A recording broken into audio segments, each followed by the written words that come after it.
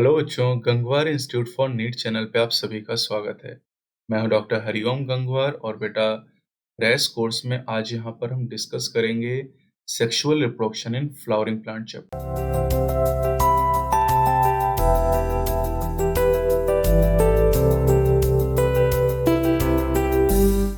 बेटा crash course में अभी तक 20 चैप्टर हम डिस्कस कर चुके हैं। टोटल चैप्टर एनसीईआरटी में 38 हैं।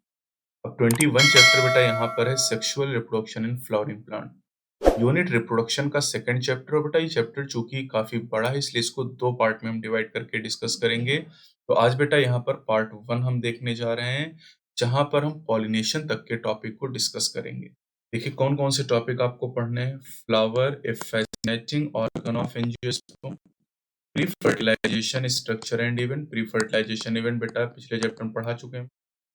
Double fertilisation, post fertilisation structure and event, apomixis and polyembryony. तो बेटा आज के लेक्चर में ये दो टॉपिक हम डिस्कस करने वाले हैं। यानी आज हम प्री फर्टिलाइजेशन इवेंट को पढ़ेंगे, कल हम फर्टिलाइजेशन, पोस्ट फर्टिलाइजेशन, एपोमिक्सिस और पॉलीएम्ब्रियोनी को डिस्कस करेंगे। तो यहाँ से आज स्टार्ट करेंगे हम।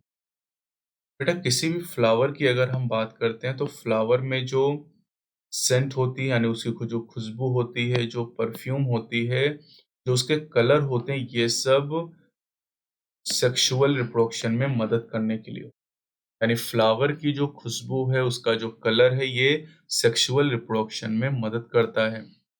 सभी फ्लावरिंग प्लांट में सेक्सुअल रिप्रोडक्शन पाया जाता है। कोई भी अगर फ्लावरिंग प्लांट है, एंजियोस्पर्म है, तो उसमें सेक्सुअल रिप्रोडक्शन पाया जाएगा। सेक्सुअल रिप्रोडक्शन की बेटा एंड प्रोडक्ट के बारे में अगर आपसे पूछा जाता है तो एंजियोस्पर्म में सेक्सुअल रिप्रोडक्शन के एंड प्रोडक्ट होते हैं फ्रूट एंड सीड। ये काफी इंपॉर्टेंट है, जिसको अच्छी तरीके से आप ध्यान रखेंगे। तो बेटा पहला टॉपिक यहाँ पर है flower, a fascinating organ of angiosperm. यानी एंजियोस्पर्म का ये बहुत ही शानदार ऑर्गन है। मनुष्य और फ्लावर के बीच का जो रिलेशनशिप है ये बहुत ही घनिष्ठ रहा है, बहुत ही प्राचीन समय से। फ्लावर ऐसे ऑब्जेक्ट हैं जिनके द्वारा, जिनकी एस्थेटिक वैल्यू, आध्यात्मिक वैल्यू है, ऑर्नामेंटल सजावट के लिए यूज किया जाता है, सामाजिक समारोह में यूज करते हैं, रिलीजियस धार्मिक उत्सव में यूज करते हैं और कल्चरल सांस्कृतिक प्रोग्राम में यूज करते हैं। और साथ ही साथ ये ऐसे सिंबल हैं जिसके द्वारा ह्यूमन अपनी फीलिंग को कन्वे करता है। जैसे लव, प्यार की फीलिंग को एक्सप्रेस करने के लिए लोग फूल लेके पहुंच जाते हैं। अफेक्शन, लगाव, हैप्पीनेस, खुशी को, ग्रीफ, मॉर्निंग यानी दुख, शोक, इन सभी फीलिंग को एक्सप्रेस करने के लिए लोग फूलों का यूज करते हैं। आपने भी हो सकता है फूलों का प्रयोग किया हो अपनी फीलिंग को किसी के सामने एक्सप्रेस करने के लिए। चलिए बेटा यहाँ पर एक फ्लावर का लॉन्गिट्यूडनल सेक्शन दिखाया गया है, जहां पर आपको सेपल दिखाए गए हैं। बेटा आप देख सकते हैं सेपल हो गए, इसके अलावा पेटल हो गए, यहाँ पर है ना, स्टाइल आपको दिखाई गई, फिलामेंट आपको दिखाए गए, एंथर आपको दिखाए गए, स्टिग्मा। तो इन सबके बारे में बेटा मॉर्फोलॉजी में भी हम पढ़ते हैं और यहाँ पर भी इसके बारे में हम डिस्कस करने वाले हैं। यहाँ पर एक टर्म आपको दिया गया, दैट इज फ्लोरिकल्चर। आपसे पूछा गया कि फ्लोरिकल्चर क्या है। तो बेटा फ्लोरिकल्चर का मतलब होता है कल्टीवेशन ऑफ फ्लावर। फ्लोरिकल्चर बेटा होता है cultivation of plant for their flower. अगर हम किसी प्लांट की खेती फूलों के लिए करते हैं तो इसे फ्लोरिकल्चर कहते हैं। अगर हम किसी प्लांट की खेती उसके सीड के लिए या फ्रूट के लिए करते हैं तो उसे नॉर्मली हम एग्रीकल्चर कहते हैं। लेकिन अगर खेती हम कर रहे हैं फ्लावर के लिए तो उसे फ्लोरिकल्चर कहा जाता है। अब बेटा देखिए यहाँ पर जो फ्लावर होते हैं एंजियोस्पर्म में, these are the site of sexual reproduction. इस सेक्सुअल रिप्रोडक्शन की साइट है और एंड प्रोडक्ट ध्यान रखना है, fruit and seed are the end product of the sexual reproduction. बेटा पिछले चैप्टर में आपको सिखाया गया था कि अगर कोई ऑर्गेनिज्म सेक्सुअल रिप्रोडक्शन करता है तो उसको 3 पार्ट में हम डिवाइड करेंगे सेक्सुअल रिप्रोडक्शन को, pre fertilisation event, fertilisation and post fertilisation event. तो बेटा यहाँ पर हम सेक्सुअल रिप्रोडक्शन पढ़ने जा रहे हैं, तो सबसे पहले प्री फर्टिलाइजेशन स्ट्रक्चर और इवेंट के बारे में डिस्कस करेंगे। बेटा फ्लावर का फॉर्मेशन कैसे होता है पहले ये जान लेते हैं। कई सारे हार्मोनल और स्ट्रक्चरल चेंजेस होते हैं फ्लावर बनने के पहले, और इन हार्मोनल और स्ट्रक्चरल चेंजेस की वजह से फ्लोरल प्राइमोर्डियम का डेवलपमेंट होता है। अब जो बेटा फ्लोरल प्राइमोर्डियम है, इससे इन्फ्लोरेसेंस बनता है और इन्फ्लोरेसेंस में फ्लोरल बड का फॉर्मेशन होता है और यही बड आगे चल के फ्लावर का फॉर्मेशन करती हैं। अब फ्लावर में बेटा मेल और फीमेल रिप्रोडक्टिव स्ट्रक्चर प्रेजेंट होते हैं। मेल रिप्रोडक्टिव स्ट्रक्चर को एंड्रोशियम कहते हैं और फीमेल रिप्रोडक्टिव स्ट्रक्चर को गाइनोशियम के नाम से जाना जाता है। अब बेटा जो एंड्रोशियम होता है, एंड्रोशियम की यूनिट को स्टेमेन कहा जाता है, जो मेल रिप्रोडक्टिव ऑर्गन को रिप्रेजेंट करता है, और गाइनोशियम की यूनिट को कार्पेल या पिस्टिल कहा जाता है, जो फीमेल रिप्रोडक्टिव ऑर्गन को रिप्रेजेंट करता है। इस टॉपिक में हम एंड्रोशियम और गाइनोशियम को, स्टेमेन और कार्पेल को खूब डिटेल में डिस्कस करेंगे। तो चलिए बेटा, प्री फर्टिलाइजेशन इवेंट में पहला टॉपिक है stamen, microsporangium and pollen grain.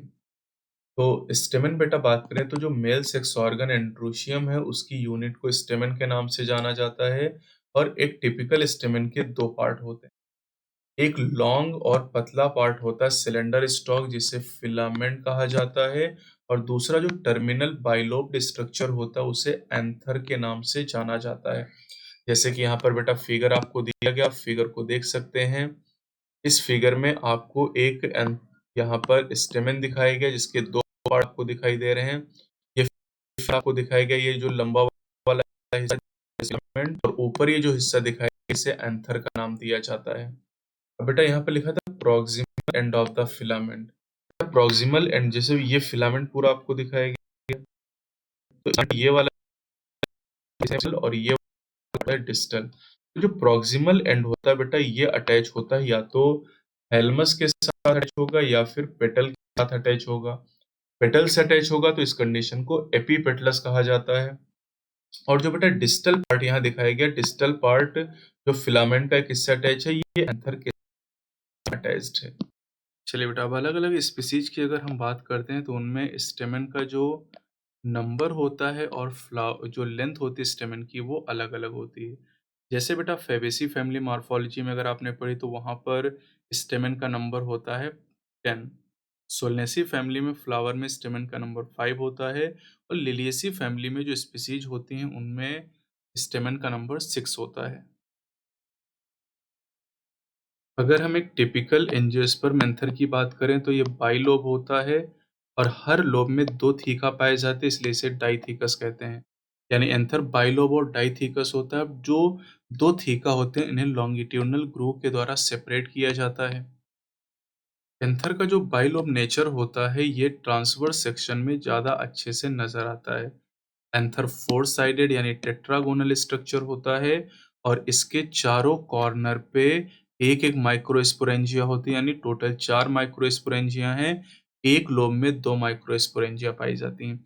मतलब ये बेटा कि यहाँ पर 2 लोब हैं इसलिए बाइलोब कहते हैं, डाइथीकस और 4 माइक्रोस्पोरेंजिया इसलिए इसे टेट्रास्पोरेंजिएट कंडीशन का नाम दिया जाता है। बेटा जो माइक्रोस्पोरेंजिया ये प्लूरल वर्ड है, माइक्रोस्पोरेंजियम सिंगुलर वर्ड है। ये जो माइक्रोस्पोरेंजिया होते हैं ये फर्दर डेवलप होते हैं, मैच्योर होते हैं और पॉलन सैक बनाते हैं, और इन्हीं पॉलन सैक के अंदर पॉलन ग्रेन भरे होते हैं। तो पॉलन ग्रेन कैसे बनते हैं इसकी पूरी डिटेल हम डिस्कस करेंगे। सबसे पहले यहाँ पर माइक्रोस्पोरेंजियम के स्ट्रक्चर की बात करेंगे। टॉपिक यहाँ पर है structure of microsporangium. Transverse section में बेटा अगर हम बात करें तो एक टिपिकल जो माइक्रोस्पोरेंजियम होता है ये नियर सर्कुलर आउटलाइन में होता है। इसका फिगर अगले पेज पे आपको दिया गया। अगर माइक्रोस्पोरेंजियम की हम बात करते हैं, आप देखिएगा माइक्रोस्पोरेंजियम का फिगर यहाँ पर अगले पेज पे आपको दिखाया गया है। बेटा यहाँ पर ये एंथर का फिगर आपको दिखाया गया है, जहाँ पर ये 4 आपको माइक्रोस्पोरेंजिया दिखाई दे रही हैं चारों कॉर्नर पे।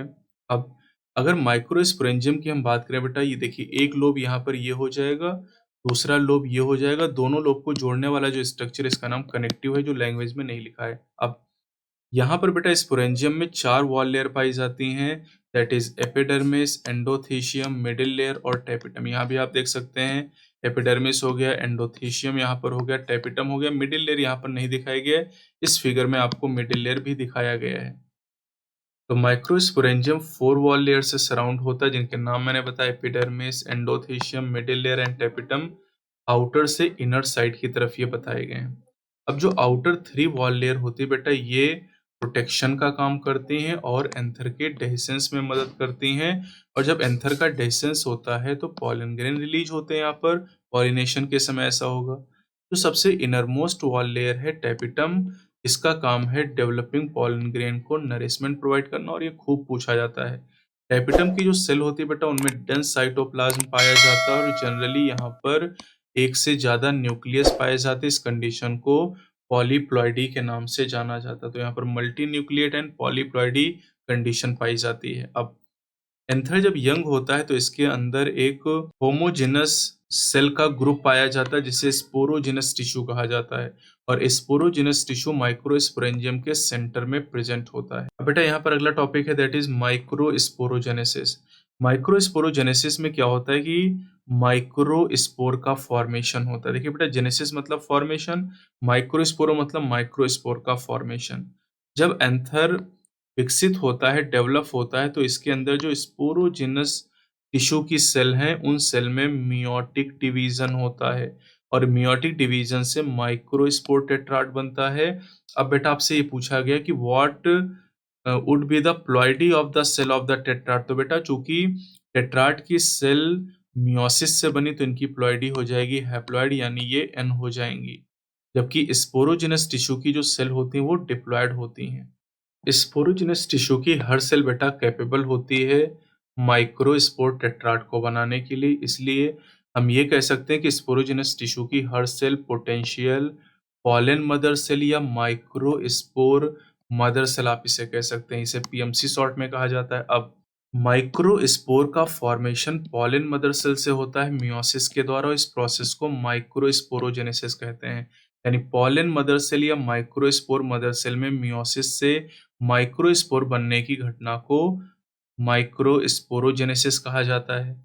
जब बेटा माइक्रोस्पोर बनते हैं तो ये अरेंज होते हैं 4 सेल के क्लस्टर में, क्योंकि पॉलन मदर सेल में जब मियोसिस कंप्लीट होती है तो 4 सेल बनती हैं, और चारों सेल एक दूसरे से जुड़ी रहती है, जिसे माइक्रोस्पोर टेट्राड का नाम दिया जाता है। अब जब एंथर मैच्योर होता है और डिहाइड्रेट होता है, इसमें से पानी निकलता है, सूखता है, तो चारों माइक्रोस्पोर एक दूसरे से अलग हो जाते हैं और पॉलन ग्रेन में विकसित हो जाते हैं।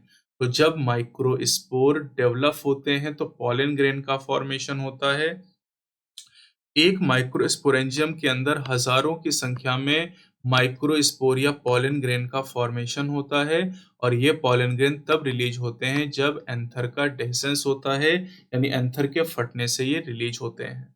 चलिए बेटा, पॉलन ग्रेन की अगर हम बात करें तो पॉलन ग्रेन को मेल गैमेटोफाइट के नाम से जाना जाता है। जैसे एम्ब्रियो से एक फीमेल गैमेटोफाइट होता है, वैसे ही पॉलन ग्रेन मेल गैमेटोफाइट को रिप्रेजेंट करता है। बेटा हिबिस्कस यानी अगर हम गुड़हल की बात करते हैं तो यहाँ पर जो पॉलन ग्रेन होते हैं ये येलोइश पाउडर के फॉर्म में प्रेजेंट होते हैं। बेटा अलग अलग स्पीसीज की अगर हम बात करते हैं तो अलग अलग स्पीसीज में डिफरेंट टाइप के साइज के, शेप के, कलर के, डिजाइन के पॉलन ग्रेन पाए जाते हैं। जैसे यहाँ पर कुछ पॉलन ग्रेन बेटा आपको दिखाए गए हैं जो स्कैनिंग इलेक्ट्रॉन माइक्रोग्राफ से लिए गए हैं। स्कैनिंग इलेक्ट्रॉन माइक्रोस्कोप को SEM कहा जाता है। पॉलन ग्रेन की बेटा बात करें तो ये जनरली स्फेरिकल होते हैं और इनका जो डायमीटर है 25 से 50 माइक्रोमीटर होता है। साइज आप जरूर ध्यान रखिएगा। पॉलन ग्रेन में 2 लेयर्ड वॉल पाई जाती है, इसमें यानी सेल वॉल में 2 लेयर पाई जाती हैं। जो हार्ड आउटर लेयर है इसे एक्साइन कहा जाता है, जो कि स्पोरोपोलिन से बनी, और ये खूब पूछा जाता है। ये जो सबसे रेजिस्टेंट ऑर्गेनिक मटेरियल अभी तक हमें पता है उनमें से एक है। ये हाई टेम्परेचर को बर्दाश्त कर सकता है, स्ट्रॉन्ग एसिड और एल्कली को टॉलरेट कर सकता है। कोई भी ऐसा एंजाइम अभी तक हमें पता नहीं चला है जो कि स्पोरोपोलिन को डिग्रेड कर सके। पॉलन ग्रेन की एक्साइन में कुछ प्रोमिनेंट अपर्चर पाए जाते हैं जिन्हें जर्म पोर कहा जाता है। जर्म पोर वो जगह होती है जहां पर स्पोरोपोलिन एब्सेंट होता है। पॉलन ग्रेन फॉसिल के फॉर्म में प्रिजर्व रहते हैं लाखों करोड़ों साल तक, क्योंकि इनमें स्पोरोपोलिन प्रेजेंट होता है। अब एक्साइन की बात करें बेटा तो एक्साइन पे बहुत ही शानदार तरह के पैटर्न और डिजाइन पाए जाते हैं, जैसा कि अभी फिगर में आपको मैंने दिखाया था। पॉलन ग्रेन की इनर वॉल की बात करें तो इसे इंटाइन कहा जाता है। इंटाइन थिन होती है और कंटिन्यूअस लेयर होती है, बनी होती है सेल्यूलोज और पेक्टिन के द्वारा। अब पॉलन ग्रेन एक सेल है, तो इसका जो साइटोप्लाज्म है बेटा, ये प्लाज्मा मेम्ब्रेन से सराउंड होता है और सेल वॉल में 2 लेयर आपने पढ़ी ली, एक्साइन और एंटाइन। अब यहाँ पर जब पॉलन ग्रेन मैच्योर होता है बेटा, तो इसमें 2 सेल पाई जाती है, एक को वेजिटेटिव सेल कहते हैं, दूसरे को जनरेटिव सेल कहते हैं। इसे फिगर दिखाया गया, ये मैच्योर पॉलन ग्रेन है और इसमें आप देख सकते हैं ये वेजिटेटिव सेल है और ये जनरेटिव सेल है। जो वेजिटेटिव सेल होती है बिगर होती है और इसमें काफ़ी ज़्यादा मात्रा में फूड रिजर्व होता है और बड़ा-सा इर्रेगुलर शेप का न्यूक्लियस होता है। जनरेटिव सेल छोटी होती है और ये वेजिटेटिव सेल के साइटोप्लाज्म में फ्लोट करती रहती है। जनरेटिव सेल स्पिंडल शेप होते हैं और इसमें डेंस साइटोप्लाज्म और एक न्यूक्लियस प्रेजेंट होता है। अब 60% से ज़्यादा एंजियोस्पर्म में pollen grain two celled stage पर सेट कर जाते हैं। बेटा टू सेल्ड स्टेज मतलब एक वेजिटेटिव सेल एक जनरेटिव सेल। इस सेल स्टेज पे 60% में पॉलन ग्रेन सेट कर जाते हैं। बाकी जो 40% स्पीसीज बची उनमें जनरेटिव सेल डिवाइड करती है माइटोसिस के द्वारा, क्योंकि बेटा पॉलन ग्रेन खुद हैप्लॉइड है तो मियोसिस तो हो नहीं सकती है। तो माइटोसिस से डिवाइड करके 2 मेल गैमीट का फॉर्मेशन करते हैं और इस तरह से 3 सेल स्टेज बन जाती है। तो 3 सेल स्टेज में एक वेजिटेटिव सेल हो जाएगी और 2 मेल गैमीट हो जाएंगे और यानी 40% में 3 सेल स्टेज के बाद में पॉलन ग्रेन सेट करते हैं और 60% में 2 सेल स्टेज के बाद पॉलन ग्रेन सेट कर जाते हैं। कई स्पीसीज में जो पॉलन ग्रेन होते हैं इनसे सीवियर एलर्जी और ब्रोंकियल एफ्लिक्शन एफ्लिक्शन का मतलब समस्या दिक्कत होती है और कुछ पर्सन में इससे क्रोनिक रेस्पिरेटरी डिसऑर्डर होते हैं जैसे अस्थमा, ब्रोंकाइटिस। अस्थमा की बात करें बेटा, ये एक एलर्जिक कंडीशन है जिसके बारे में एलर्जी में आप पढ़ेंगे human health and disease chapter में। यहाँ पर बेटा पार्थेनियम की अगर बात करें जिसे कैरेट ग्रास भी कहा जाता है, ये हमारे देश में आया एक कंटामिनेंट के रूप में।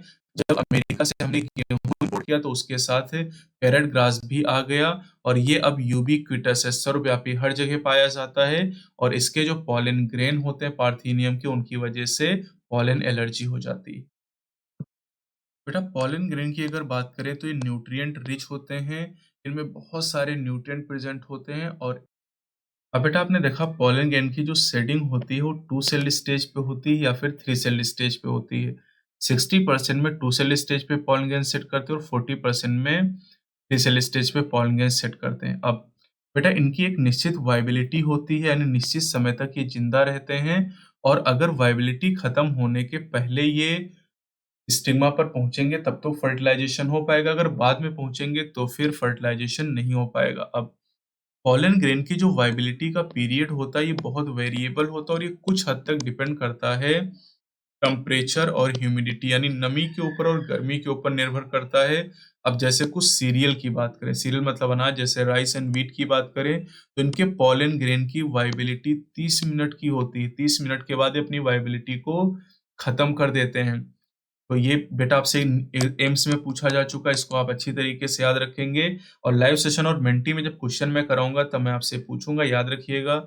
इसी तरह अगर हम कुछ मेंबर की बात करें, रोजेसी फैमिली जिसमें रोज मेंबर है, लेगुमिनोसी पल्स वाली फैमिली और सोलेनेसी पोटैटो की फैमिली, तो इनके जो प्लांट होते हैं उनमें कई महीने तक पॉलन ग्रेन अपनी वाइबिलिटी को मेंटेन करते हैं। अब बेटा हम पॉलन ग्रेन को स्टोर कर सकते हैं लिक्विड नाइट्रोजन में -196 डिग्री सेल्सियस पर। इसे क्रायो प्रिजर्वेशन टेक्निक कहा जाता है और इस टेक्निक के द्वारा हम सीमेन या स्पर्म को भी स्टोर करते हैं, साथ ही ह्यूमन के स्पर्म या सीमेन को भी स्टोर करते हैं आर्टिफिशियल इंसेमिनेशन करने के लिए। इसके बारे में रिप्रोडक्शन यूनिट जो हम पढ़ रहे हैं इसी में जो रिप्रोडक्टिव हेल्थ है उसमें हम डिस्कस करेंगे आर्टिफिशियल इंसेमिनेशन यानी एआई टेक्निक के बारे में।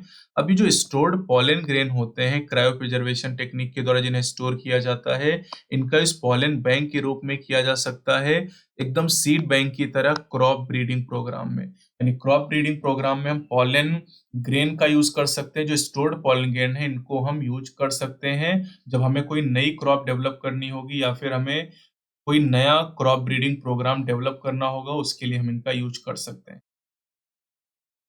चलिए बेटा अगले टॉपिक पे चलते हैं, दैट इज पिस्टिल मेगास्पोरेंजियम जिसे ओव्यूल कहते हैं और एम्ब्रियो सैक जिसे फीमेल गैमेटोफाइट कहते हैं। तो बेटा आप जानते हैं कि जो गायनोशियम होता है फ्लावर में, ये फीमेल रिप्रोडक्टिव पार्ट होता है और गायनोशियम में एक पिस्टिल या कार्पेल हो सकती है, एक से ज्यादा भी हो सकती हैं। अगर गायनोशियम में सिंगल पिस्टिल है तो इसे मोनोकार्पिलरी कहा जाएगा और अगर एक से ज्यादा पिस्टिल है तो मल्टी कार्पिलरी कहेंगे। अब मल्टी कार्पिलरी में अगर 2 पिस्टिल तो बाई कार्पिलरी, अगर 3 है तो ट्राई कार्पिलरी, 5 है तो पेंटा कार्पिलरी टर्म का यूज करते हैं। जैसे सोलनेसी में बाई कार्पिलरी कंडीशन होती है, लिलियेसी में ट्राई कार्पिलरी कंडीशन होती है, फैबेसी में मोनो कार्पिलरी कंडीशन होती है। अब अगर एक से ज्यादा कार्पेल हैं या पिस्टिल एक से ज्यादा हैं तो ये फ्यूज्ड हो सकती हैं या फिर फ्री हो सकती हैं। अगर ये फ्यूज्ड है तो इसे सिनकार्पस कहते हैं और फ्री है तो इसे एपोकार्पस का नाम दिया जाता है। तो यहाँ पर कुछ एग्जाम्पल हमें दिए गए हैं, चलिए देखते हैं जरा सिनकार्पस और एपोकार्पस कंडीशन के लिए कुछ फिगर यहाँ पर हैं। इन फिगर को जरा डिस्कस करते हैं। बेटा ये जो फिगर आपको दिखाया गया बी वाला फिगर, इस फिगर को याद रखिएगा, ये आपको मल्टी कार्पिलरी सिनकार्पस पिस्टिल दिखाई गई पेपावर की। जो सी फिगर है ये बेटा आपको दिखाया गया एपोकार्पस मल्टी कार्पिलरी गायनोशियम ऑफ माइचेलिया, जिसे चंपा कहते हैं। और जो ए फिगर आपको दिखाया गया बेटा ये जो हिबिस्किस यानी जिसे आप गुड़हल के नाम से जानते हैं, उसमें आपको पिस्टिल दिखाई गई है। एक पिस्टिल के बेटा 3 पार्ट होते हैं जो कि आप जानते हैं, स्टिग्मा, स्टाइल एंड ओवरी। अब जो स्टिग्मा है ये लैंडिंग प्लेटफॉर्म होता है पॉलन ग्रेन के लिए, यानी पॉलन ग्रेन पॉलिनेशन के बाद स्टिग्मा पर पहुंचते हैं। स्टाइल इलोंगेटेड सिलेंडर पार्ट होता है जो स्टिग्मा के नीचे पाया जाता है। और जो सबसे बेशल बल्ज फूला हुआ हिस्सा होता है पिस्टिल का उसे ओवरी कहते हैं। अब ओवरी के अंदर बेटा ओवेरियन कैविटी या लोक्यूल होता है और इस लोक्यूल के अंदर ओवेरियन कैविटी के अंदर प्लेसेंटा होता है। और ये जो प्लेसेंटा होता है इसी प्लेसेंटा के ऊपर जो ओव्यूल होते हैं वो अटैच होते हैं और ओव्यूल का प्लेसेंटा पे जो अटैचमेंट उसे प्लेसेंटेशन कहते हैं, जिसके बारे में आप मॉर्फोलॉजी में पढ़ते हैं। अब बेटा जो प्लेसेंटा है यहाँ से मेगा स्पोरेंजिया अराइज करते हैं जिन्हें ओव्यूल का नाम दिया जाता है। एक ओवरी के अंदर बेटा ओव्यूल का जो नंबर है ये एक भी हो सकता है, जैसे व्हीट, पैडी जिसे धान आप कहते हैं, मैंगो में एक ओवरी में एक ओव्यूल होता है। लेकिन पपाया, वाटरमेलन और ऑर्किड की बात करें तो इनमें एक ओवरी में कई सारे ओव्यूल। चलिए बेटा अब मेगा स्पोरेंजियम यानी ओव्यूल की बात करते हैं। आपने बेटा एंथर में माइक्रो स्पोरेंजियम पढ़ा था और यहाँ पर हम मेगा स्पोरेंजियम की बात करने जा रहे हैं। अब यहाँ पर बेटा अगर हम एक टिपिकल एंजियोस्पर्म ओव्यूल की बात करते हैं तो ये ओव्यूल प्लेसेंटा से अटैच होता है एक स्टॉक के द्वारा जिसे फ्यूनिकिल का नाम दिया जाता है। अब जो ओव्यूल की बॉडी होती है फ्यूनिकल से फ्यूज करती है एक रीजन में जिसे हाइलम कहते हैं, और ये खूब पूछा जाता है। Hilum represent the junction between the ovule and funicle. Hilum ovule और फ्यूनिकल के बीच का जंक्शन है। फ्यूनिकल ओव्यूल की स्टॉक होती है, ये आप ध्यान रखेंगे। अब एक ओव्यूल में एक या दो, ध्यान से पढ़िएगा, एक या दो प्रोटेक्टिव एनवेलप होते हैं जिन्हें इंटेगुमेंट का नाम दिया जाता है। और ये जो इंटेगुमेंट होते हैं ये इंसर्किल करते हैं न्यूसेलस को except at the tip where a small opening called the micropyle is organised. बेटा यहाँ पर जो न्यूसेलस है ये टिश्यू है जो ओव्यूल के अंदर पाया जाता है और जो इंटेगुमेंट है पूरी तरीके से न्यूसेलस को कवर करते हैं केवल टिप को छोड़कर। और जहां पर एक ओपनिंग टिप पे पाई जाती है जिसे माइक्रोपाइल कहते हैं, और माइक्रोपाइल जिधर होता है उसे माइक्रोपाइलर कहते हैं। और उसके अपोजिट में चलाजा प्रेजेंट होता है जिससे ओव्यूल का बेसल पार्ट माना जाता है।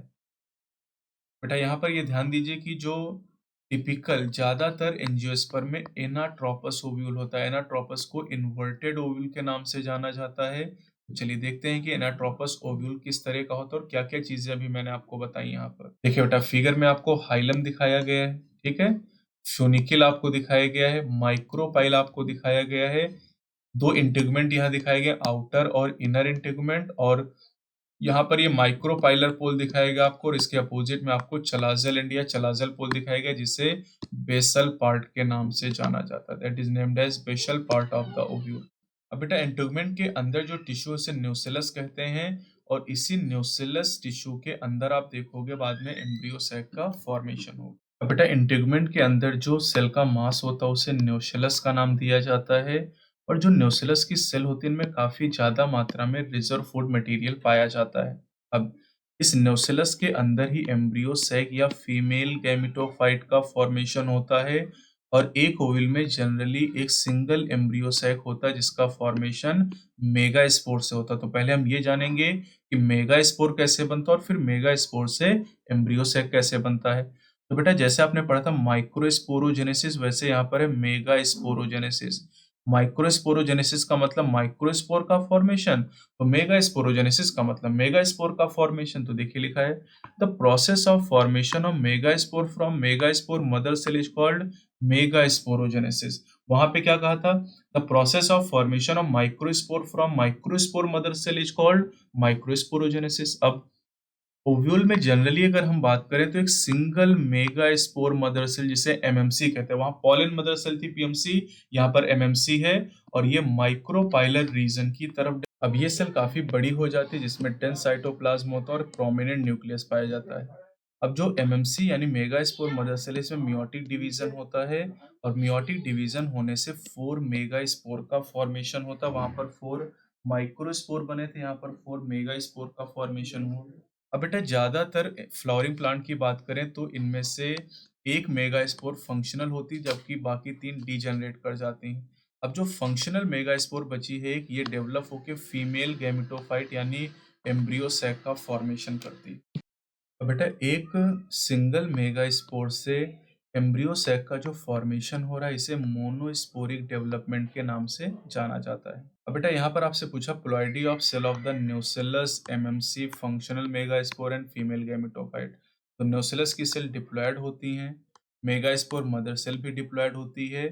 फिर मेगास्पोर बेटा मियोसिस से बनी तो हैप्लॉयड होगी और फीमेल गैमेटोफाइट गैमेटोफाइट भी हैप्लॉयड होगा।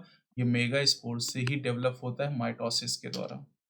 तो चलिए बेटा फिगर में देखते हैं, यहाँ पर ये माइक्रोपाइलर एंड आपको दिखाया गया है और माइक्रोपाइलर एंड में ये जो न्यूसेलस की एक सेल होती है मेगास्पोर मदर सेल कहलाती है। अब मेगास्पोर मदर सेल में मियोसिस फर्स्ट होने से 2 सेल बन जाती है जिसे मेगास्पोर डायड कहते हैं और फिर मेगास्पोर टेट्राड 4 सेल बनती है। यहाँ पर 4 सेल बन गई। अब बेटा जो 4 सेल होती हैं जैसे आपको बताया गया कि 4 सेल में से 3 सेल डीजेनरेट कर जाती हैं और एक फंक्शनल यहाँ पर मेगास्पोर बचती है। अब जो फंक्शनल मेगास्पोर बचती है वो 3 बार माइटोसिस करती है। पहली बार माइटोसिस करती है तो 2 सेल्ड एम्ब्रियो सैक बनता है। दोबारा माइटोसिस होने से 4 सेल एम्ब्रियो सैक अब बेटा हम ये देखते हैं कि फंक्शनल मेगास्पोर से एम्ब्रियो सैक का फॉर्मेशन कैसे होता है। जो फंक्शनल मेगास्पोर है उसका न्यूक्लियस माइटोसिस से डिवाइड करके 2 न्यूक्लियाई बनाता है जो अपोजिट पोल की तरफ चली जाती हैं और इससे 2 न्यूक्लिएट एम्ब्रियो सैक बन जाता है। अब जो 2 न्यूक्लिएट एम्ब्रियो सैक है उसमें एक बार और माइटोसिस होती है जिससे 4 न्यूक्लिएट एम्ब्रियो सैक और उसमें एक बार और माइटोसिस होने से 8 न्यूक्लिएट एम्ब्रियो सैक का फॉर्मेशन होता है। यानी फंक्शनल मेगास्पोर में 3 बार माइटोसिस होती है। अब ये जो तीनों माइटोटिक डिवीजन होते हैं ये फ्री न्यूक्लियर होते हैं। इसका मतलब ये है कि न्यूक्लियर डिवीजन के तुरंत बाद सेल वॉल का फॉर्मेशन नहीं होता है। यानी कैरियोकाइनेसिस तो हो जाती है लेकिन साइटोकाइनेसिस तुरंत नहीं होती। अब 8 सेल स्टेज आने के बाद बेटा यहाँ पर सेल वॉल का फॉर्मेशन स्टार्ट होता है। 8 सेल स्टेज आने के बाद सेल वॉल का फॉर्मेशन स्टार्ट होता है और इससे फॉर्मेशन होता है टिपिकल फीमेल गैमेटोफाइट जिसे एम्ब्रियो सैक के नाम से जाना जाता है। तो चलिए बेटा देखिए जो फंक्शनल मेगास्पोर थी उसने डिवाइड करके 2 न्यूक्लिएट एम्ब्रियो सैक बनाया, फिर 4 न्यूक्लिएट एम्ब्रियो सैक बनाया, फिर 8 न्यूक्लिएट एम्ब्रियो सैक का फॉर्मेशन किया और 8 न्यूक्लिएट स्टेज आने के बाद माइक्रोपाइलर एंड के तरफ की जो 3 सेल होती बेटा, ये 3 सेल यहाँ पर एक साथ मिलके एक एपरेटस का फॉर्मेशन करती हैं। चलाज़ल एंड की तरफ की जो 3 सेल होती है एंटीपोडल का फॉर्मेशन करती हैं और सेंट्रल सेल जो यहाँ पर होती है इसके अंदर 2 पोलर न्यूक्लियाई प्रेजेंट होती हैं। तो 8 न्यूक्लियाई में से 3 न्यूक्लियाई माइक्रोपाइलर की तरफ, 3 चलाज़ल की तरफ और 2 सेंटर में बसती हैं। अब जो माइक्रोपाइलर एंड की तरफ के 3 न्यूक्लियाई उन पे तीनों पे सेल वॉल बन जाती है और एंटीपोडल की तरफ की जो 3 सेल है उन पे भी वॉल का फॉर्मेशन हो जाता है और जो एक सेल पहले से यहाँ पर मौजूद थी उसे हम सेंट्रल सेल कहते हैं। तो इस तरीके से टोटल 7 सेल का फॉर्मेशन हो जाता है लेकिन न्यूक्लियाई यहाँ पर 8 होते हैं। तो आप देख सकते हैं कि चलाज़ल एंड की तरफ 3 एंटीपोडल सेल का फॉर्मेशन हो गया, माइक्रोपाइलर एंड की तरफ एक एपरेटस बना जिसमें एक एक्सेल होती है और 2 सिनर्जिड होती हैं और सिनर्जिड में फिलीफॉर्म एपरेटस भी आपको दिखाया गया है और जो सेंट्रल सेल ये लार्जेस्ट सेल है और इसके अंदर 2 पोलर न्यूक्लियाई प्रेजेंट होते हैं। तो बेटा अब लैंग्वेज में देखते हैं कि if after the 8 nucleate stage cell wall are laid down. अब सेल वॉल का फॉर्मेशन होता है और इससे फीमेल गैमेटोफाइट या एम्ब्रियो सैक का फॉर्मेशन होता है। अब 8 न्यूक्लियाई में से जो 6 न्यूक्लियाई होते हैं वो सेल वॉल के द्वारा सराउंडेड होते हैं और सेल में ऑर्गेनाइज हो जाते हैं। जो रिमेनिंग 2 न्यूक्लियाई बचते हैं उन्हें पोलर न्यूक्लियाई कहा जाता है और ये एग एपरेटस के नीचे प्रेजेंट होते हैं लार्ज सेंट्रल सेल के अंदर। अब बेटा जैसा मैंने आपको बताया कि जो 3 सेल होती हैं माइक्रोपाइलर इनकी तरफ ये एग एपरेटस बनाती हैं। एग एपरेटस के अंदर 3 सेल होती है जिनमें 2 सिनर्जिड और एक एक सेल होती है। एक सेल को ही फीमेल गैमीट कहते हैं। सिनर्जिड के अंदर स्पेशल टाइप की सेलुलर थिकनिंग होती है माइक्रोपाइलर टिप पे जिसे फिलीफॉर्म एपरेटस कहते हैं और filiform apparatus important role play करती हैं पॉलन ट्यूब को गाइड करती हैं सिनर्जिड के अंदर आने के लिए। जब फर्टिलाइजेशन हम पढ़ेंगे तब इस बारे में हम डिस्कस करेंगे। अब बेटा चलाज़ल एंड की अगर हम बात करते हैं तो चलाज़ल एंड की तरफ वाली जो 3 सेल होती हैं ये एंटीपोडल कहलाती हैं। बेटा 3 सेल जो चलाज़ल एंड की तरफ होती है इन्हें एंटीपोडल कहा जाता है। अब जो लार्ज सेंट्रल सेल है जिसके अंदर 2 पोलर न्यूक्लियाई प्रेजेंट होती है, सबसे बड़ी सेल होती है। तो एक टिपिकल एंजियोस्पर्म एम्ब्रियो सैक की बात करें तो मैच्योरिटी पर ये 8 न्यूक्लिएट होता है लेकिन सेल इसमें 7 ही होते हैं। न्यूक्लियस तो 8 है लेकिन सेल 7 ही होती हैं। एक सेंट्रल सेल होती है, 3 एग एपरेटस की सेल होती है और 3 एंटीपोडल होती है। चलिए बेटा अब अगला टॉपिक बहुत इंपॉर्टेंट है दैट इज पॉलिनेशन।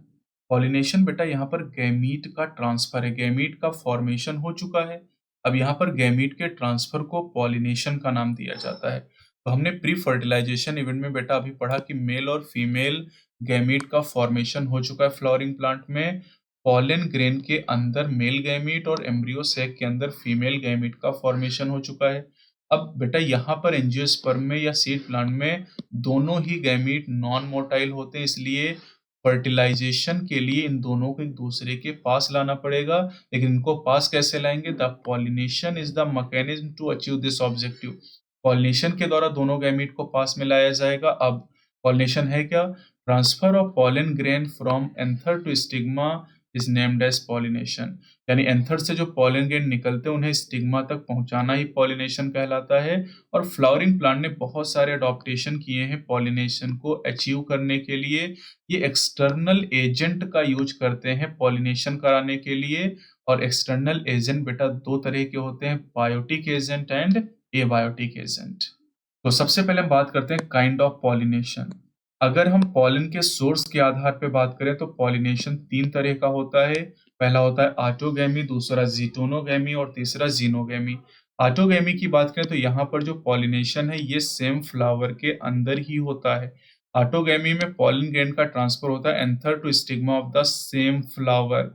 अगर कोई फ्लावर नॉर्मली ओपन करता है तो उसमें नॉर्मली ओपन करने का मतलब उसमें एंथर और स्टिग्मा एक्सपोज हो जाते हैं, तो आप ये नहीं कह सकते कि केवल ऑटोगैमी होगी, वहां पर कंप्लीट ऑटोगैमी रेयर होती है क्योंकि वहां पर जीटोनोगैमी और जीनोगैमी यानी क्रॉस पॉलिनेशन की संभावना भी बन सकती है। अब ऑटोगैमी होने के लिए जरूरी है कि यहाँ पर सिंक्रोनी मतलब एक ही समय पर पॉलन रिलीज और स्टिग्मा रिसेप्टिविटी यानी पॉलन जिस समय रिलीज हो उसी समय स्टिग्मा मैच्योर होनी चाहिए, तभी वो पॉलन ग्रेन को अपने ऊपर रिसीव करेगी और जर्मिनेट करने देगी।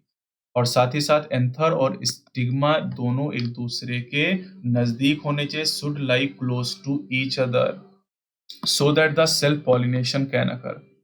कुछ प्लांट की बेटा बात करें जैसे वायोला के बारे में जिसे कॉमन पैंसी कहते हैं, ऑक्जेलिस एंड कोमेलाइना, इनमें 2 तरह के फ्लावर प्रोड्यूस होते हैं। कुछ फ्लावर होते हैं जिन्हें चेस्मोगैमस कहा जाता है और चेस्मोगैमस फ्लावर ऐसे होते हैं जो नॉर्मली जिनमें एंथर और स्टिग्मा ओपन करते हैं, एक्सपोज करते हैं, यानी आप कह सकते हैं कि जो फूल खिलते हैं उन्हें चेस्मोगैमस कहते हैं और क्लिस्टोगैमस फ्लावर उन्हें कहते हैं जो कभी खिलते ही नहीं है। तो एक्चुअली ये फ्लावर है ही नहीं क्योंकि कभी खिले ही नहीं, ये एक्चुअली बड के फॉर्म में ही हमेशा रहेंगे। तो बेटा अब क्लिस्टोगैमस फ्लावर में क्या होगा? क्लिस्टोगैमस फ्लावर में एंथर और स्टिग्मा एक दूसरे के नजदीक होंगे और जब एंथर में डेhiscence होगा, एंथर फटेगा फ्लोरल बड के अंदर क्योंकि बड कभी फ्लावर में चेंज ही नहीं होगी, तो पॉलन ग्रेन स्टिग्मा के कांटेक्ट में आ जाएंगे और इस तरीके से पॉलिनेशन हो जाएगा। इसलिए हम ये कह सकते हैं कि क्लिस्टोगैमस फ्लावर बिना किसी संदेह के ऑटोगैमस होंगे, क्योंकि यहाँ पर किसी भी दूसरे फ्लावर से पॉलन ग्रेन आने की कोई संभावना नहीं है, क्योंकि बेटा ये फूल खिलेगा ही नहीं तो दूसरे फ्लावर से पॉलन ग्रेन आ ही नहीं सकता है। और सेम फ्लावर के पॉलन ग्रेन अगर स्टिग्मा पर जाएंगे that is named as autogamy. साथ ही ये भी खूब पूछा गया है कि cleistogamous flower produce assured seed sets even in the absence of pollinator. बेटा देखिए क्लिस्टोगैमस फ्लावर खिलेगा ही नहीं तो कोई पॉलिनेटिंग एजेंट की यहाँ जरूरत ही नहीं है, और बिना किसी पॉलिनेटिंग एजेंट के यहाँ पर सीड का फॉर्मेशन जरूर होगा एस्योर्ड सीड सेट गारंटी के साथ। बेटा यहाँ पर जो ए फ्लावर दिखाया गया है सेल्फ पॉलिनेटेड फ्लावर आपको दिखाया गया है। बी जो फ्लावर आपको दिखाया गया ये क्रॉस पॉलिनेटेड फ्लावर आपको दिखाया गया है। और जो सी यहाँ पर बेटा दिखाया गया इसमें आपको क्लिस्टोगैमस फ्लावर दिखाए गए जो कभी खिलते ही नहीं है, और चेस्मोगैमस फ्लावर दिखाए गए जो कि नॉर्मली ओपन होते हैं। चलिए बेटा अब बात करते हैं यहाँ पर जीटोनोगैमी के बारे में। Transfer of pollen grain from the anther to stigma of another flower of same plant.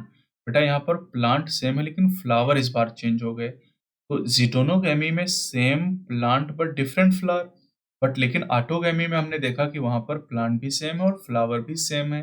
अब बेटा जीटोनोगैमी की बात करें तो फंक्शनली तो एक क्रॉस पॉलिनेशन की तरह है, क्योंकि यहाँ पर पॉलिनेटिंग एजेंट की जरूरत है, लेकिन genetically it is similar to autogamy since the pollen grain come from the same plant. Pollen grain बेटा सेम प्लांट के दूसरे फ्लावर से आए लेकिन सेम प्लांट से आए हैं, तो ये ऑटोगैमी की तरह जेनेटिकली सिमिलर है लेकिन फंक्शनली ये क्रॉस पॉलिनेशन की तरह है, जीनोगैमी की तरह है। चलिए बेटा अब बात करते हैं जीनोगैमी के बारे में। Transfer of pollen grain from anther to stigma of a different plant. बेटा अगर एक प्लांट के फ्लावर से दूसरे प्लांट के फ्लावर तक पॉलन ग्रेन जाते हैं तो इसे जीनोगैमी कहते हैं, और ये अकेला ऐसा पॉलिनेशन का टाइप है जहां पर पॉलिनेशन के दौरान जेनेटिकली डिफरेंट टाइप के पॉलन ग्रेन स्टिग्मा तक जाते हैं, क्योंकि बेटा दो प्लांट कभी भी जेनेटिकली सिमिलर नहीं हो सकते हैं अगर वो सेक्सुअल रिप्रोडक्शन से प्रोड्यूस हुए हों। चलिए बेटा बात करते हैं एजेंट ऑफ पॉलिनेशन के बारे में। प्लांट दो तरह के एबायोटिक एजेंट का यूज करता है और एक बायोटिक एजेंट का यूज करता है। तो एबायोटिक एजेंट उसमें बेटा विंड और वाटर आ जाएंगे और बायोटिक एजेंट में एनिमल आ जाएंगे। अब ज्यादातर प्लांट की अगर बात करें तो वो बायोटिक एजेंट का यूज करते हैं पॉलिनेशन के लिए। केवल कुछ ही प्लांट ऐसे होते हैं जो एबायोटिक एजेंट का यूज करते हैं, उसका रीजन भी है, क्योंकि अगर हम एबायोटिक एजेंट की बात करें विंड और वाटर के बारे में, तो इनके द्वारा जो होने वाला पॉलिनेशन है बेटा वो केवल एक चांस फैक्टर यानी हादसा है। अगर पॉलन ग्रेन हवा के द्वारा उड़ते हुए जा रहे हैं तो ये चांस फैक्टर है कि स्टिग्मा के संपर्क में और पॉलिनेशन हो पाए। तो इसका मतलब ये है कि एबायोटिक एजेंट से जो होने वाला पॉलिनेशन है उसमें अनसर्टेनिटी ज़्यादा है, और इसे कंपनसेट करने के लिए और जो पॉलन ग्रेन का लॉस होता है उसे उसकी भरपाई करने के लिए फ्लावर जिनमें एबायोटिक एजेंट से पॉलिनेशन होता है उनमें बहुत ज़्यादा संख्या में पॉलन ग्रेन प्रोड्यूस किए जाते हैं as compare to the number of ovule available for pollination. यानी ओव्यूल या एग की तुलना में जो बेटा पॉलन ग्रेन का नंबर होता है वो बहुत ही ज्यादा होता है। बेटा अब बात करते हैं पॉलिनेशन बाय विंड। विंड से होने वाला जो पॉलिनेशन है वो एबायोटिक पॉलिनेटर में ज्यादा कॉमन है। यानी देखिए एबायोटिक में विंड और वाटर से पॉलिनेशन होता है लेकिन विंड से ज्यादातर पॉलिनेशन होता है अगर एबायोटिक एजेंट की हम बात करते हैं। अब विंड पॉलिनेशन में पॉलन ग्रेन कैसे होने चाहिए, लाइट होने चाहिए, हल्के होने चाहिए और नॉन स्टिकी होने चाहिए, ताकि ये हवा में आसानी से ट्रांसपोर्ट हो सके, यानी विंड करंट के द्वारा हवा के बहाव के साथ ये ज़्यादा आसानी से उड़ सकें। साथ ही साथ जिन प्लांट में विंड से पॉलिनेशन होता है उनमें वेल एक्सपोज स्टेमन पाया जाता है ताकि पॉलन ग्रेन आसानी से डिस्पर्स हो सके हवा के झोंके की वजह से, विंड करंट की वजह से, और लार्ज ऑफन फीदरी स्टिग्मा पंख युक्त स्टिग्मा होनी चाहिए ताकि आसानी से एयरबॉर्न पॉलन ग्रेन हवा में उड़ते हुए पॉलन ग्रेन को ट्रैप कर सकें। विंड पॉलिनेटेड फ्लावर में बेटा अगर बात करें तो जनरली एग्जाम में पूछा भी गया, अच्छी तरीके से इसको ध्यान रखेंगे। जनरली सिंगल ओव्यूल होता है एक ओवरी में और बहुत सारे फ्लावर एक इन्फ्लोरेसेंस का फॉर्मेशन करते हैं।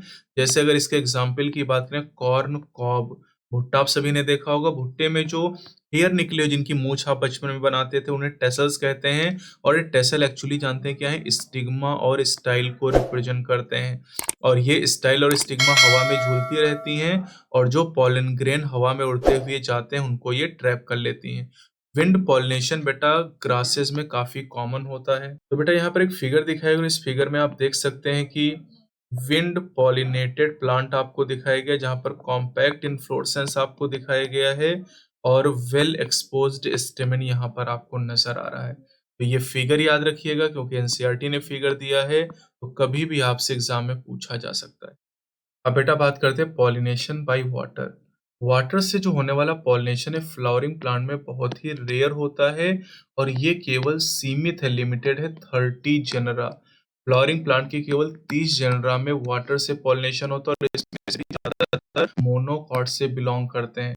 बेटा अब इसकी तुलना में अगर आप देखें लोअर प्लांट ग्रुप के बारे में, जैसे कि एल्गी की बात करिए, ब्रायो की बात करिए, टेरिडो को देखिए आप, तो वहां पर वाटर के द्वारा मेल गैमीट को ट्रांसपोर्ट किया जाता था। लेकिन जो हायर प्लांट हैं, जैसे आप जिम्नो की बात करते हैं, एनजीओ की बात करते हैं, तो यहाँ पर देखिए जिम्नो में तो वाटर से पॉलिनेशन होता ही नहीं है। सारे जिम्नोस्पर्म में विंड से पॉलिनेशन होता है, लेकिन एनजीओ में केवल 30 जेनरा में वाटर के द्वारा पॉलिनेशन होता है।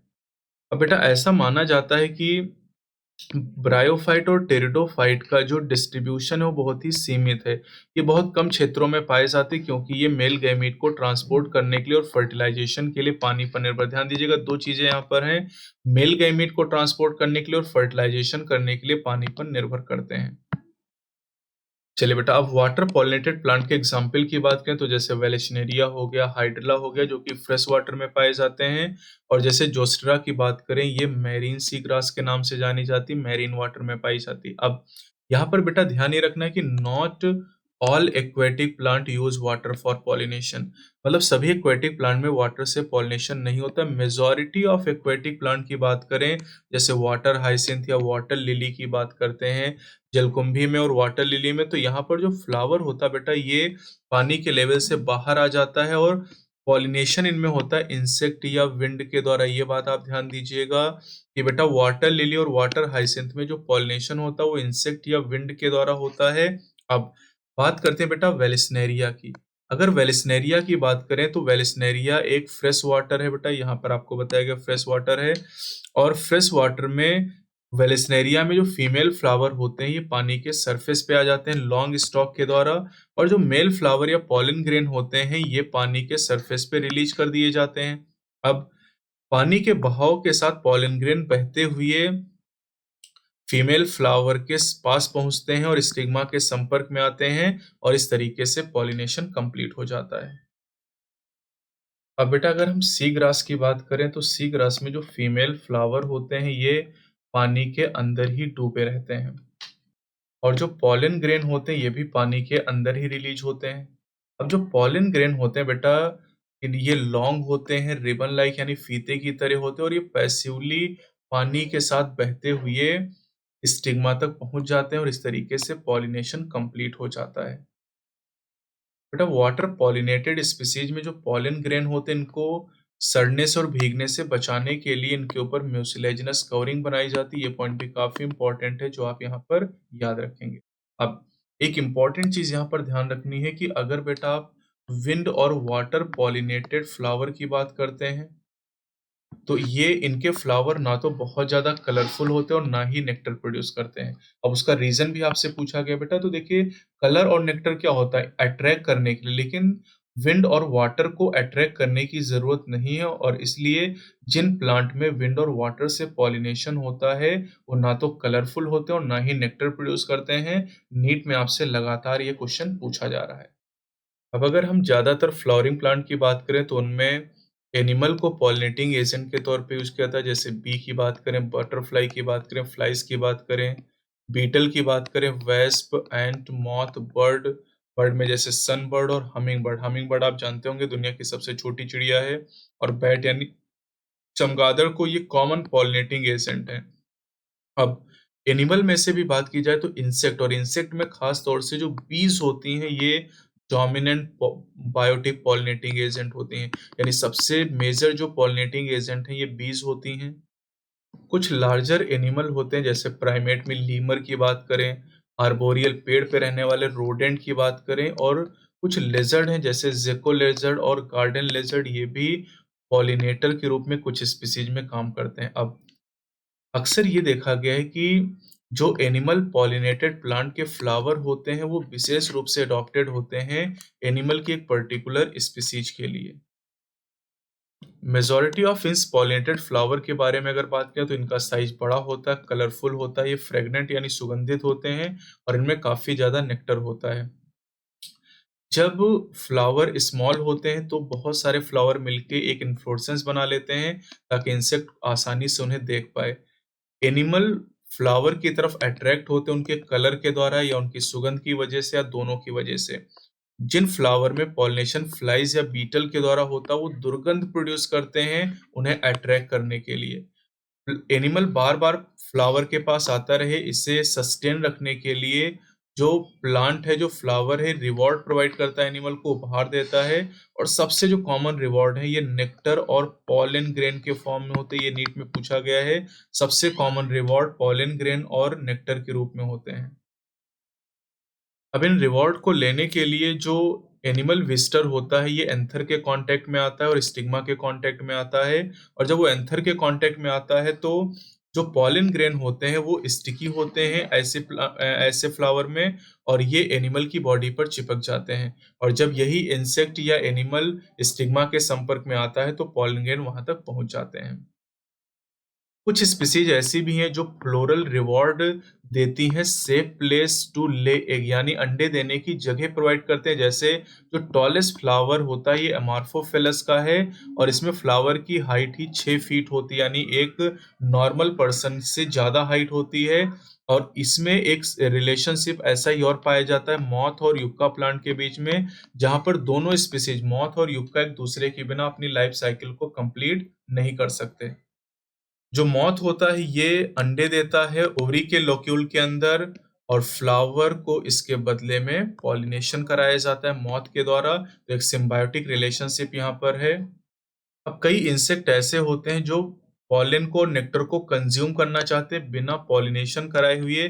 ऐसे फ्लोरल विजिटर को पॉलन या नेक्टर रॉबर कहा जाता है। ये भी आपके नीट में पूछा जा चुका है। तो बेटा आज के लेक्चर में इतना ही। इसके आगे का जो पार्ट है वो कल हम डिस्कस करेंगे, और इस टॉपिक के जो लाइव सेशन और मेंटी है उसमें हम क्वेश्चन डिस्कस करेंगे। लाइव सेशन आपका 12 बजे से होगा और मेंटी 4:30 बजे से होगा। चैनल पे बेटा नए तो चैनल को सब्सक्राइब जरूर करेंगे और वीडियो को लाइक जरूर करेंगे। अगर आप नीट में बहुत अच्छा स्कोर बायोलॉजी में करना चाहते हैं, यानी आप ये चाहते हैं कि नीट में आपका 360 में से 360 नंबर आए, तो इसके लिए आप हमारे क्लासरूम बायोलॉजी वीडियो लेक्चर को परचेस कर सकते हैं, जिसकी एक्चुअल कॉस्ट 19,000 रुपीज़ है। लेकिन इस समय केवल ये 3,000 रुपये में आपको प्रोवाइड किए जा रहे हैं। यानी 3,000 रुपये में आप एनसीईआरटी के सभी 10 यूनिट और उनके 38 चैप्टर को कवर कर सकते हैं अगले 45 दिन में। यानी समय कम है, और अगर अपनी पढ़ाई को आप बूस्टअप करना चाहते हैं, आप जीरो लेवल से भी स्टार्ट करते हैं, तब भी आप अपने पूरे टॉपिक को कवर कर सकते हैं। साथ ही साथ अगर आप यूनिट वाइज लेक्चर लेना चाहें, जैसे कोई यूनिट जेनेटिक्स की बात करें, अगर जेनेटिक्स यूनिट में आपको कोई दिक्कत है तो ये यूनिट केवल 500 रुपये में भी आप परचेस कर सकते हैं। यानी 10 यूनिट में से किसी भी अगर एक यूनिट को आप परचेस करना चाहते हैं तो उसे केवल 500 रुपीज़ में परचेस कर सकते हैं। और सभी जो 10 यूनिट की कॉस्ट है वो 3,000 रुपीज़ है, जो कि एक्चुअल जिनकी कॉस्ट 19,000 होती है, ये इस समय आपको प्रोवाइड किए जा रहे हैं। अगर आप इन वीडियो लेक्चर को लेना चाहते हैं तो इसके लिए डिस्क्रिप्शन में आपको लिंक दिया गया है, उस लिंक पे जाके आप इन वीडियो लेक्चर को परचेस कर सकते हैं और इसी साल आप नीट में सिलेक्शन ले सकते हैं। अगर आपको बायोलॉजी में कोई दिक्कत हो रही तो इनके द्वारा आप आसानी से इन लेक्चर को करके अपने नीट में सफलता पा सकते हैं।